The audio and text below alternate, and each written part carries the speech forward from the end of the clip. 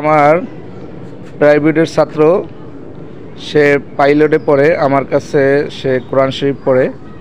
সে আজকে আপনাদের সূরা ফাতিহা অর্থ সহকারে শোনাবে। বলেন। আউযু বিল্লাহি মিনাশ শাইতানির রাজিম। আমি আল্লাহর নিকট আশ্রয় প্রার্থনা করিতেছি অভিশপ্ত শয়তান হইতে।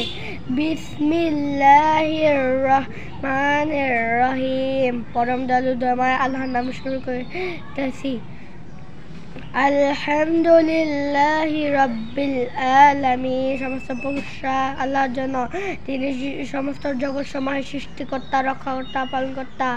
আর রহমানির রহিম, যিনি দয়াময়, যিনি অত্যন্ত দয়ালু, যিনি বড় মেহেরবান।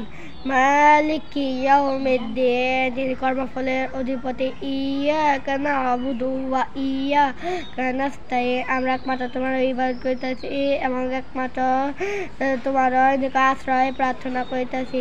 ইহদিনাস সিরাতাল মুস্তাকিম, দেখা আমাদের সঠিক পথ। সিরাতাল্লাযীনা আন'আমতা আলাইহিম, তাদের পথে যাদেরকে তুমি নিয়ামত দান করেছ, যারা তোমার অনুগ্রহের পাত্র হইয়া আছে।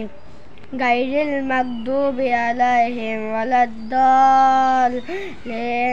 যাহারা তোমার বিপথগামী হইয়াছে তাহাদের পথে আমাদের যাতে যেন। আমিন। হে আল্লাহ, তোমাদের এই প্রার্থনা কবুল করো।